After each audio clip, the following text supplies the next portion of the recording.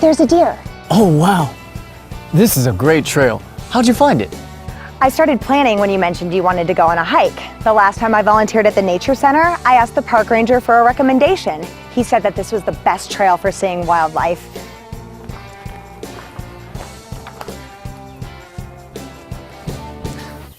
Now that's what bugs me. Some people ruin everything by leaving their garbage all over the place. I know it. Is it so hard to take out of the park what you bring in? Most of it's plastic water bottles. This is exactly what I'm trying to write about for the editorial. But I sure am struggling with it. Maybe I can help. First, let's get this mess picked up and into the bin. We don't want to leave trash lying around. It attracts the bears. Bears? Hold that thought. Will Nate be mistaken for bear bait? Will their hike help Nate and Ashley become better writers? View the plastic plight, and then join the knowledge seekers as they head down the path of drafting in this episode of Thinking Aloud.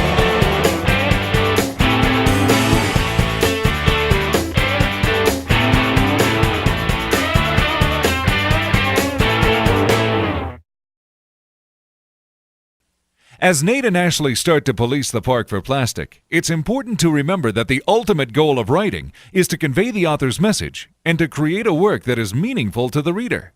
One of the first steps to reaching this goal is the process of drafting. Drafting involves getting the author's initial thoughts and ideas on paper and into a format that the reader can understand. It's done after the author has researched and collected ideas and information about the subject. Skillful authors understand that there are several keys to effective drafting. Drafting starts with getting something down on paper. It's only then that the author has something to work with and develop.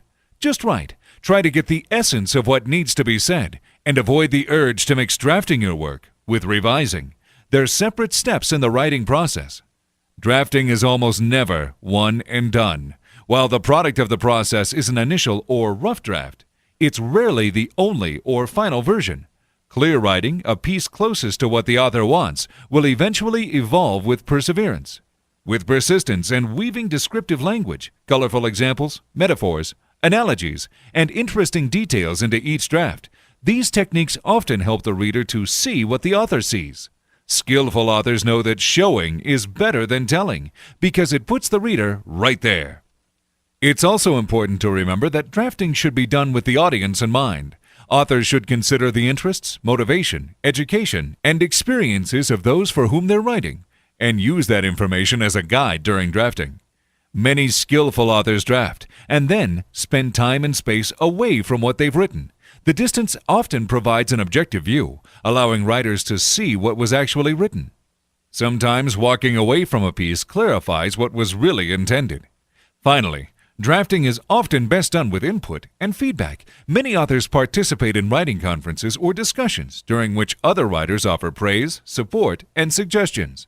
Writing conferences are an invaluable tool for strengthening drafts. Though every author has his or her own unique writing style, they're all committed to drafting. Watch as we glimpse into Nate's drafting process. There, that's the last of it. Maybe I should throw my notebook in there too. I've been working on an editorial for the school newspaper. I met with Turner and he suggested I write an article about plastic water bottle usage at the school.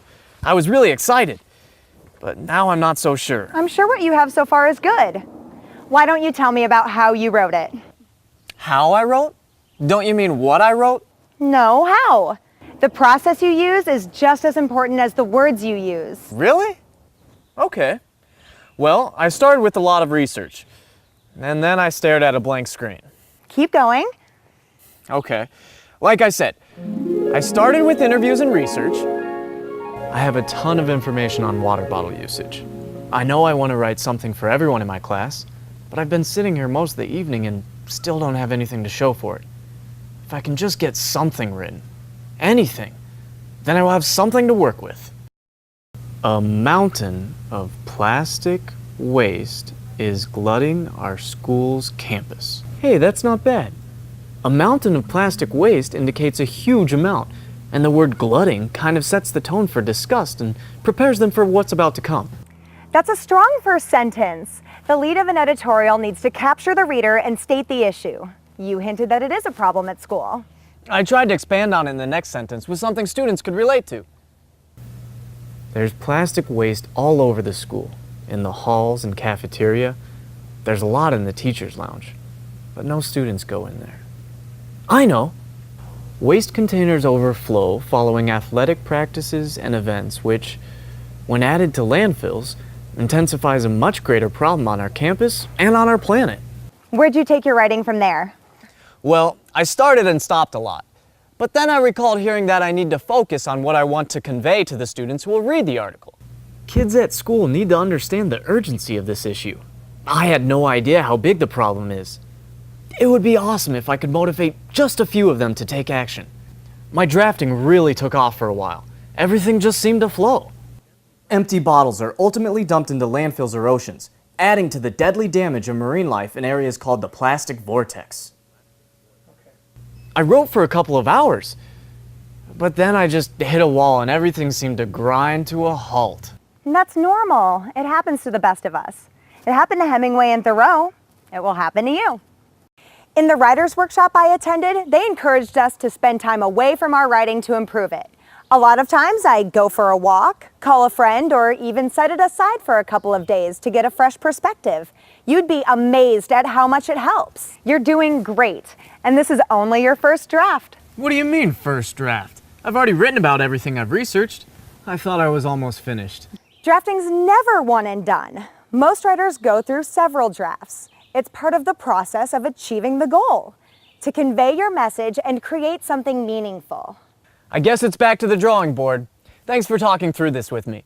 The more I meet with writers like you and Turner, the more my writing seems to improve. It's okay to ask for help. The instructors at the Writers' Workshop always encourage writers to get together to share ideas, troubleshoot, and add more detail.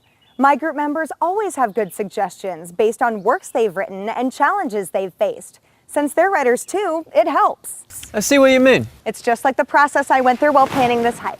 I've done lots of hiking and knew you wanted to see a lot of wildlife, so I drafted a plan for a hike that I thought you would enjoy. However, I stopped by the ranger station to get his opinion. He told me to call the ranger station to clear up any questions along the way. Like what to do if we see any bears? There aren't any bears. Maybe mountain lions. You're welcome to join us at the Writers' Workshop anytime. I'd really like As Nate and Ashley's hike through drafting draws to a close, it's important for you to remember to plan ahead and do your research. Be aware of your audience when writing. Consider the most effective way to structure your piece. Set aside time for your initial and subsequent drafts. Use writing conferences to share ideas, troubleshoot, and improve your work. Keep drafting and keep thinking aloud.